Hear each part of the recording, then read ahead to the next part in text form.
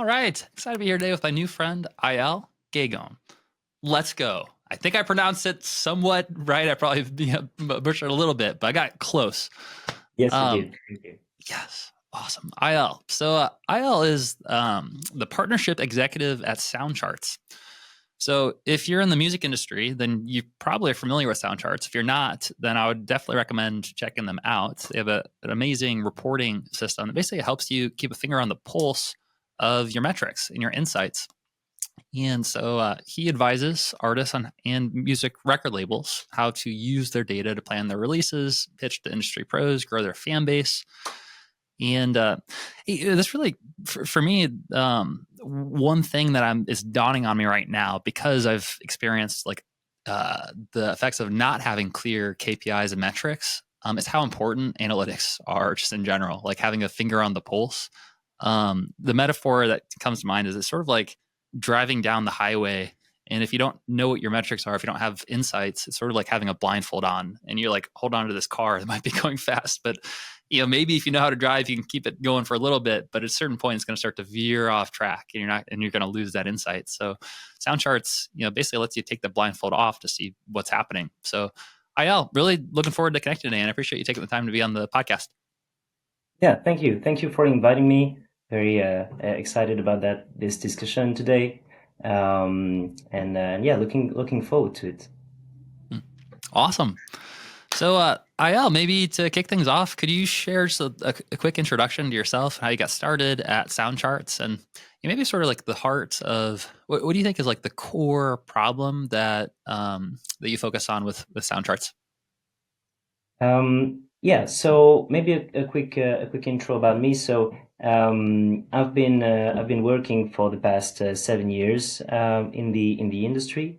I started working at a radio station, and like already back then it was not so long ago, but back then you had like little to no analytics for the programmers at the time to know like if a song was played on the radio, even on their own radio station. So you had like no way of like extracting a CSV of plays on like your own. And it wasn't like a small station. It was like like a medium-sized station that you could hear like that is broadcasting nationally in France. So yeah, this was like a short time after that. I joined Soundcharts, where I started to build the partnership department, meaning as soon as there is someone who might be interested in analytics or who might want to integrate our solution for specific key needs, well, at one point it goes through me because there is an automation somewhere or because they end up having a meeting with me. Soundcharts, to tell you a bit more about what we do, you can see it as a huge data aggregator that you can access through a login, like you would, I don't know, have a Netflix account, or like you would go to IMDb to check stats about like movie stars and ratings for movies. Well, it's exactly the same, but for the music industry. So we have like that huge radar that we started building 10 years ago when the world was a bit simpler. And as soon as like anything happens for any artist out there, we have ways of knowing that it happened. Meaning we track the traditional media, radio stations, we track streaming platforms, and we monitor, of course, social media services. So we aggregate all of that and make it all available in one place. So one of the main thing that we see at Soundcharts is indeed having musicians and professionals as well who are not really equipped, who don't know actually how to do their reporting and how to use it and how to use all of the tools that are out there to actually make decisions and to like set measurable goals and objectives. Mm. It's like the metaphor that you used about like driving but don't know exactly where you're driving. You're sure that you're Mm. going like 90 miles per hour, but you don't know where exactly. So like every day you can like wake up and post a bunch of things Mm. and like release some stuff, but you don't really know like what's the reality in your niche. You don't know like how exactly your profile is performing. You don't know maybe that you had a radio play in a key station. It might be interesting for you. So long story short, we try to solve that by aggregating everything and have like one source of truth. So as an artist, you don't need to go back every day to a dashboard and look at maybe empty graphs or having like 10 tabs open with all of your Spotify for artists and the others open, but you have like one source of truth where you can log in once in a while and then also set up alerts and notifications so that as soon as something happens, you're the first to know, but you're not doom scrolling an empty dashboard again. So Mm. that's basically what we're trying to do, and building this unified database allows also other tools to be plugged to our data sets and display part of what we're tracking and collecting to show that like marketing campaigns had indeed an impact, to do Mm. some reporting about radio plays. So we are a data aggregator. We have a platform, but there are also a bunch of use cases that you can have using Soundcharts and our data, like, in a Mm. nutshell. Cool. Man, that is so awesome. Um, so what I'm hearing you say is that really like the core purpose is because there's so many different platforms and social media, profiles someone might have, and try to keep track of all the analytics in all the different places is basically next to impossible. So what you've created is a solution that brings it all into one dashboard, one place, so you can keep a finger on the pulse of what's happening. Um, I mean, I'm super excited to dive into more of the platform integration level in terms of like what does this look like to integrate this with our software as a service, and I'm curious to dive deeper into the product. What are all of the like? I've been curious around what are the platform limitations in terms of integrating with like from like an API standpoint, like Instagram and Facebook and TikTok and YouTube. And I'm curious what platforms you're able to pull in from, and what the lay of the land is in terms of like what metrics do you have access to, what metrics just does no one have access to. What does that look like?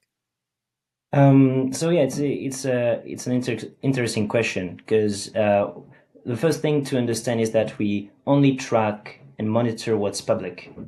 Mm. So anything that's private, we're not able to collect, track, monitor. It's impossible for us.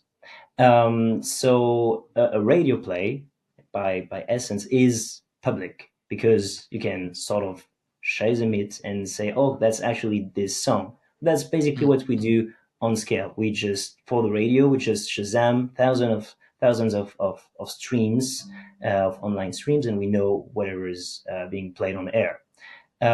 For the streaming and social part, well, we're mainly plugged to public APIs, and so we're able to get everything that's public and to consolidate the data. Meaning, you never have two platforms that actually agree with each other when it comes to even performing artist profiles. I'm not even talking about composers or pure producers, etc. Just at Spotify profiles, you might have platforms that aggregate all of the music of all artists that are called Atlas in one profile. So you could do like metal or folk music or be a jazz band called Atlas. This is in our humble opinion, not a very good idea because you'll end up in the very generic profile of all DSPs And so you'll have one DSP telling us, well, that's actually this profile, and another DSP telling us, well, it's actually this other profile. And so our expertise is to define what's actually the truth behind what platforms send us. So regarding social media, we track, of course, Instagram, Facebook, and TikTok metrics. So either engagement, number of followers, of course, how the music is being used in short videos, but also where are the fans from, and what are the notable followers, so the biggest account following a specific key account. And streaming wise, well, it could be about chart entries, about playlist entries, about monthly listeners, popularity scores, in actually any platform. So it could be the main Western platforms like Spotify, or it could be more local platforms like Ghana, Geo7 in India, like Melon in Korea, like AudioMac, Boomplay. All of these we also track and aggregate. But again, two platforms won't exactly share the same metrics and won't have the same way of displaying, for instance, streams, which is a very key metric when it comes to the music industry. Some platforms don't share it publicly, some platforms do. So yeah, our role is just to aggregate everything, and even more importantly, to aggregate also the metadata layer, so that we're sure to look at one artist profile, which is from the correct nationality, the correct has the correct language, music genre, etc. And so we have a collaborative platform, meaning that users can come to the platform. You have like a premium tier. You can just log in, input all of your information, and submit.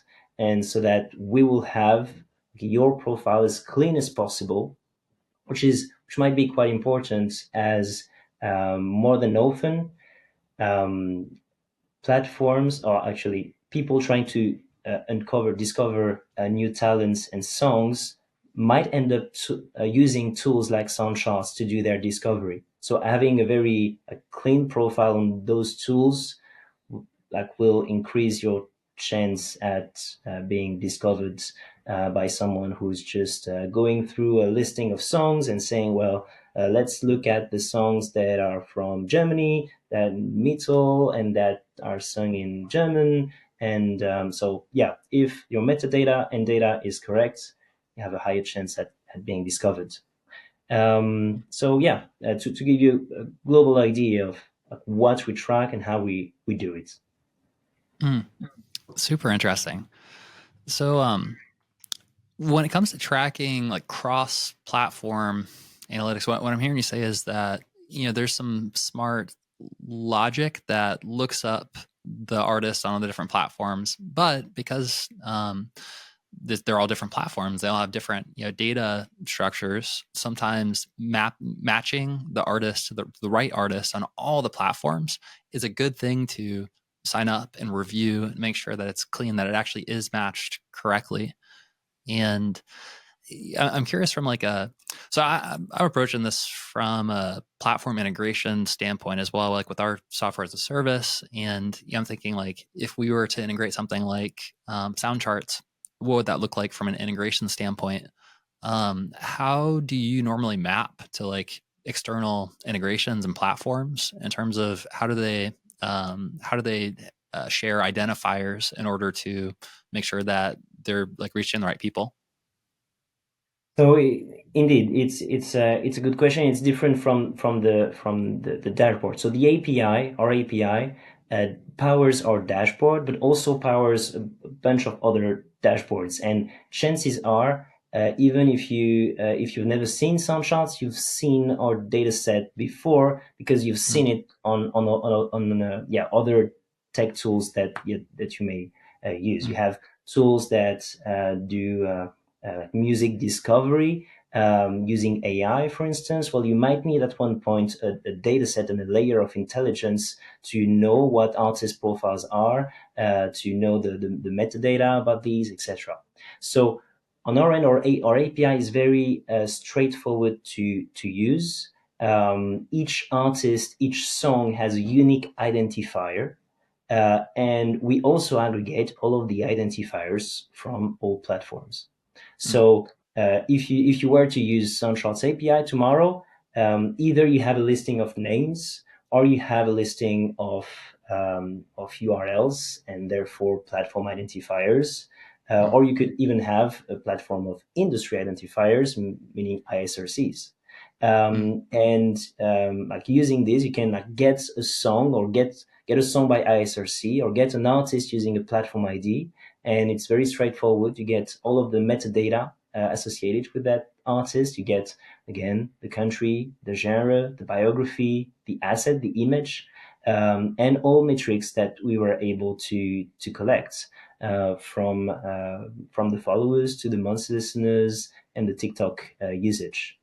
Mm. So yeah, and then it's just a question of being a bit tech savvy to integrate it all and to know how to work your way around APIs. But yeah, our API is very fast and easy to use. So it's a fun way to get to know what we track is to just go to our developer API and click try it out. We have a sandbox environment, and so once you get rid of Billie Eilish and Tanzanite data, you just generate a token, and then you can start hitting the API with real life examples. Hmm. Super cool. Thank you. Yeah, I mean, we might end up being a customer for you in terms of using the API and creating a dashboard for it. So looking forward to diving more into that. And yeah, I think my next question would be around, it's one thing to have the dashboard and have understanding of the metrics and to have all of the numbers that they need, and it's another thing to like use those metrics and pay attention to them and set targets against them and stay on track, towards goals that are meaningful to them. So I'd love to hear from your perspective, having worked with a lot of artists who are using the platform and using it to grow their career and their fan base.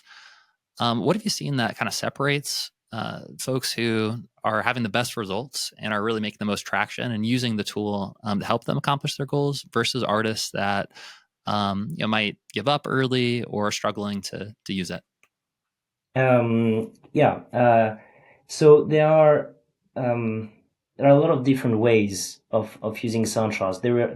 There are no specific steps from which it starts to become interesting. You can already use it from a very early stage, but you won't have at all the same usage. So when you are a very small artist, when you just start your career, again, it's useless to look at empty graphs and where you see like no streams or sales, and you don't have any radio plays, you don't have any editorial playlist entries. So the way to use the tool would be rather to understand who uh, your first audience is. So we have demographics around who is the typical follower for Instagram or YouTube or TikTok following you, and trying to understand like who's the persona, like how old, male, female, where that person lives. Do I have any notable followers, big account following my account? Um, and so you're more focused on the social media part of things. Also, what you can do is, as I mentioned, you can just set up a report, and so that every day or every Wednesday, for instance, you receive in your mailbox a short summary of what has happened in the past 7 days for your profile. So you're sure to like not to miss anything without spending too much time on it.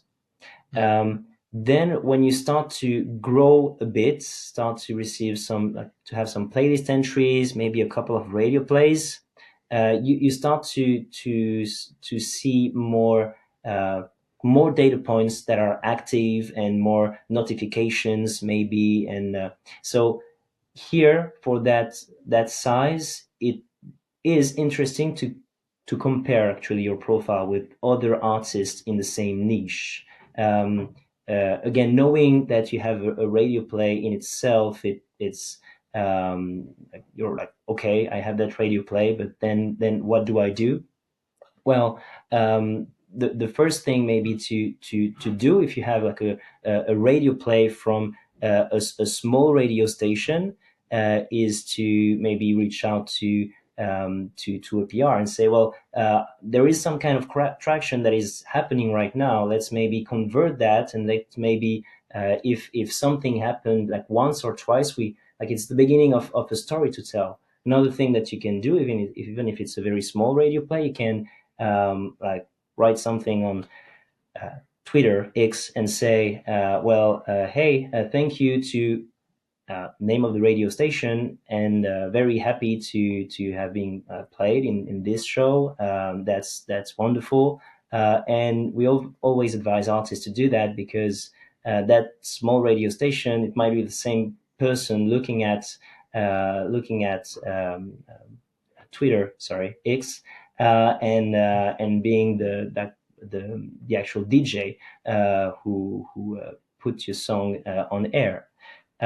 So first, you need to know what's happening to then define measurable goals, and to like start wondering what's the next step. And it could be very small steps at the beginning, but this example with the radio station illustrates that like anything can be a signal, and you can use any signal to build your story within the industry. And it's just like planning a tour. You don't do Madison Square Garden on day one. First, you'd like to like understand who is your audience, where is your niche, having some artists. What you can do on Soundcharts is do discovery. So you can very easily say, well, who are the artists that are in my music genre, and who actually emerged but 1 year ago or 6 months ago, and what exactly did they do on social media? What did they do on streaming platforms? What was their strategy? And you can really like highlight like 4 to 5 profiles very easily by listing artists. All of that you can do with a free account on Soundcharts. You don't have to pay a full subscription to it even to do that. And so this allows you from the first like moment where you experience growth to have a place where you like compare yourself to other profiles, and without it being too toxic, and just setting up notifications and logging in again once in a while, and making sure that everything is aggregated, so that when something happens, people discover you, and also you know it, so that you can act on it. Cool. Yeah, good stuff. So, I mean, it sounds like what you're saying is, if we compare this to the driving analogy, before you start driving anywhere, you kind of want to figure out like where are you trying to get to, what are your goals. So at the beginning, like using the platform to figure out your target audiences and understand your demographics, understand where you're going. Sort of like step number one is like planning your trip. And then if you're going on a trip, like you probably want to see other people who've gone on the trip before and see what route did they take. And so it's kind of seeing how did they get there? Like they're at that destination already. So it's like, how did they go from here to there, and learning from that. Then so basically how you're using the tool changes quite a bit based on like what stage that you're at. If you're already on the road, if you're driving, then you want to make sure you don't have that blindfold on. You are checking this regularly, and it gives you synced updates, weekly, which is great. This driving analogy really really has some, I was gonna say some legs. There's more wheels. It's got wheels. Cool. So I'm curious having this kind of perspective from being able to understand trends that are happening in the music industry and having access to the data and and also seeing what's working across different artists and what some of those different those waves are. I'm curious if you have any perspective just in terms of where do you think that things are headed moving forward in 1 to 5 years as it relates to the wider music industry, for in particular for like indie artists who are the folks who are like watching or listening to this right now. What are some of the trends that you're noticing, like in the larger data set, that if someone's listening to this or watching this right now, they might want to consider swimming along with the current of the wave that's coming? So in terms of like for us, in terms of data aggregation, like you don't have like huge hidden data set of public data that awaits for us to collect it. Like everything, almost everything that's public in terms of main metrics, we already started to collect this. So today using Soundcharts or like that type of tool, you already get the global picture. So in terms of again data aggregation, we've reached sort of a ceiling. Of course, there are a lot of things that we're adding daily to the platform regarding the live industry, regarding some moods, lyrics analysis. So there are a lot of other layers of intelligence that do exist. But as like artists today, if you log into Soundcharts, you have like everything that someone can collect about a specific profile. Um, then it's more about again, like you said, what to do with it.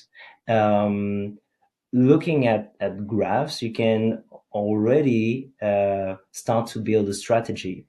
Um, but something that we're seeing a lot, and I don't know if it's a good thing. I don't know how it will work on the long term. I haven't tried any of these solutions yet, but you see a lot of like managers like AI managers that are actually apps to which you pay a subscription to, and that actually also some more than often are plugged to our API to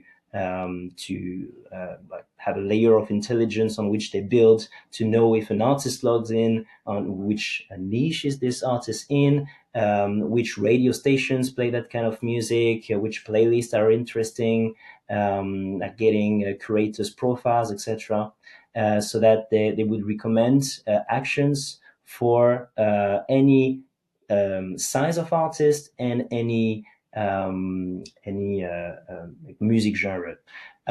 So yeah, it will be very interesting to have that discussion in 5 years because a lot of these companies may start building interesting products, or they might just like not work at all and not be a good fit for our industry. But currently, that's where we see a lot of also for us a new business happening.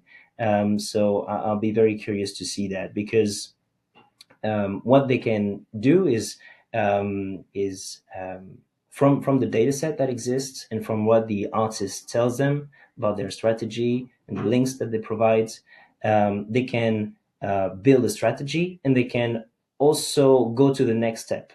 The next step being generating assets and automating posts on social media, planning a 4 week marketing plan before a concert, for instance. So for a lot of, again, I don't know if it's good or bad, but for a lot of artists who may not want to invest all their time like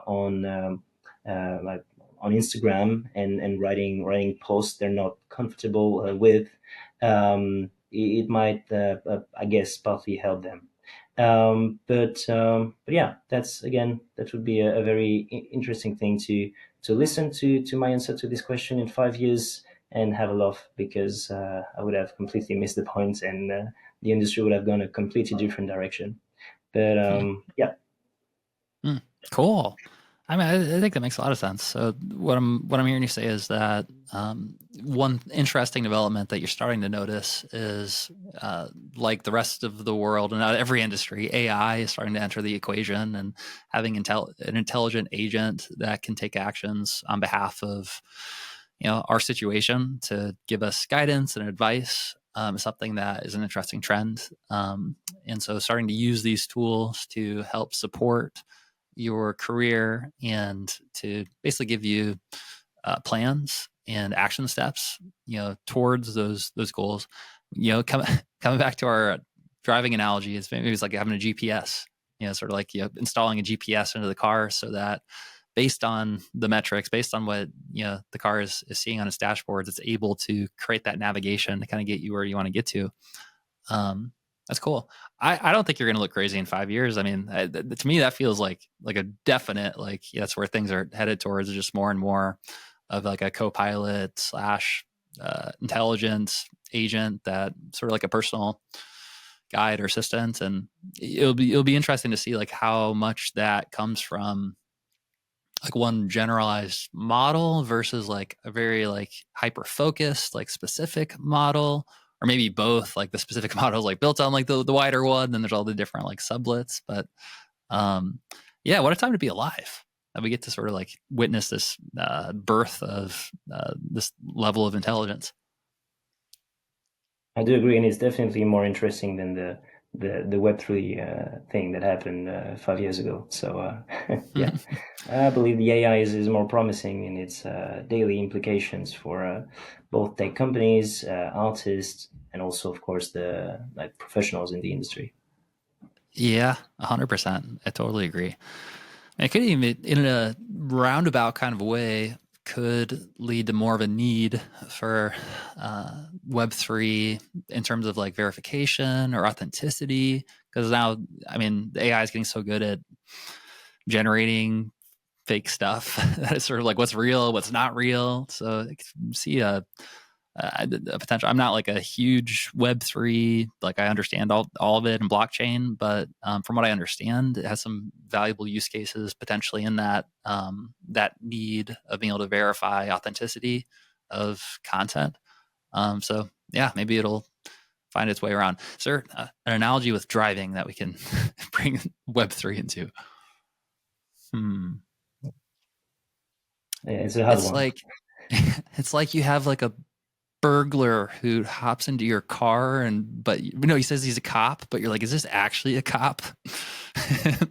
And then he shows you his badge, and the badge shows he's a cop. We're stretching. It doesn't fit quite as nicely as the rest of them. Mm, cool. Okay, so curious, what do you think are some of the biggest mistakes that that artists and or partners that like want to integrate the platform, like what are some of the common pitfalls or mistakes that you'd recommend that they avoid as they get started using the platform? So yeah, you have two things actually. As always, you have the dashboard itself, and you have using the data itself to build other tools, which are yeah, two different things that come with like, different layers of expertise. But when using the platform, the most frequent thing that we see is people making decisions based on only one vertical. Uh, Mm, at Soundcharts, we again aggregate and try to make sense of everything by having the radio, the playlist, the charts, the audience, all in one place. So that if you have a peak on Shazam somewhere, maybe it's a radio play. So making decisions just based on I don't know, touring decisions based on only artists monthly listeners is of course a bad idea. mm, But of course, you like this specific example, we rarely see anyone doing it like that. But it's always about looking at the bigger picture and yeah, comparing several verticals. Another common mistake that we see is people focusing on metrics that do not really matter for their size. So again, streams where you are a very small artist and not focusing enough on the audience part of things. Um, and another thing that we see is also people being very hyped about a lot of tools and actually spending too much money on a bunch of tools and having the impression of being very well equipped. But actually, it's not because of course, you pay for a subscription that you end up yeah, growing or that it really makes a difference. So it's really about uh, picking the right tool, picking a lot of free models and freemium tiers and alternatives, and yeah, and only invest when you start to see that it starts to make sense and make a difference. And of course, the last mistake that we see is people just like looking at this and not transforming it into actionable, measurable goals, and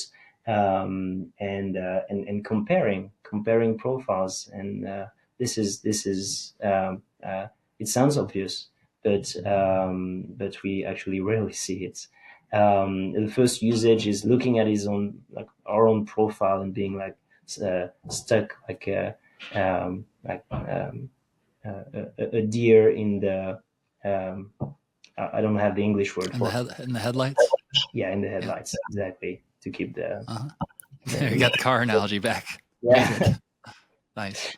Um, And yeah, and but actually, regarding people trying to integrate our data in their system, we rarely see a lot of mistakes, because most of the time they have a specific goal in mind. Let's say I have a marketing tool, and I want to integrate Soundcharts data. It's for a reason. It's not just to rebuild Soundcharts in your own tool, because that doesn't make sense. Because you want to prove your point. Here, your point is uh, you were right paying for my marketing solution, and look at your stats. They start to go up right after you start paying me. So uh, that's the bias that they have, and so most of the time it's very straightforward, and in a couple of weeks, sometimes days, everything is well integrated, because we offer some smooth integration and communication with the rest of the team to make sure that you understand what the metrics are, that your users understand these as well. As on our end, we already built a tool that was displaying these metrics, but we're always happy when we see our data being used in someone else's dashboard, because we believe that those metrics should be directly in the tools that people use on a day-to-day basis. So it shouldn't be locked in Soundcharts or other places. It should be spread where you need it to be. So we really believe in a collaborative industry on this. awesome. Yeah, that makes a lot of sense. So, to repurpose it into our metaphor, what I'm hearing you say is that one of the biggest mistakes is when you're getting started on that trip, and maybe you've defined where you're trying to get to, and you're about to set out on that path. One of the temptations is to get a really super fancy schmancy car that's like super expensive, maybe outside of your budget. And to be fair, like, it looks cool or whatever, but do you really need it? To go from point A to point B? No, like, maybe take a look at, your actual budget and what's actually going to be helpful. And if your goal is just to go from point A to point B, then you don't necessarily need the Ferrari or something in order to get there, but you just need to figure out what you actually do need. And there are great tools and freemium models and things to explore to do that. Cool. I think that was the most obvious metaphor that came up with the car one, but lots of great insights there overall. Of course, yeah. Cool. Yeah, and then like using the the tool, like not just using it to like a deer in the headlights and just using it for your own data, but using it and actually comparing the demographics in the market and what are other people doing. And some of those techniques that you suggested earlier around not only looking at where people are at now, but also looking at the path that they took to get there and looking back at, what were they doing, at the time that they were at your starting point right now. So you can kind of reverse engineer that path. Sweet. Well, Aël, this has been a lot of fun. Yeah, I definitely, I've been known to be like a metaphor kind of guy, but I feel like we took it to the next level. During this ride, we took it up a gear. We shifted gears, and we're going down the highway fast. So it's fun having you on the podcast. I appreciate what you're doing with Soundchart, and looking forward to diving deeper into the tool for ourselves as well, and like integrating it from like a platform partnership standpoint. For any artists who are watching or listening to this right now and they think this sounds great and they want to learn more or dive deeper, where do you recommend that they go to connect more? Well, they can, of course, go to soundcharts.com and create a free account. And so, again, you can leverage a lot of things out there without having to enter any credit card details. And yeah, and if you want to personally reach out, you can always do so on LinkedIn. Sorry, my name is a bit hard to pronounce. And you maybe see the spelling in the name of the episode, but it's Aël Guégan. Awesome. Yep. And like always, put all the links in the show notes for easy access. And Aël, it's great having you on the podcast. Thanks for being here. Many thanks. It was wonderful.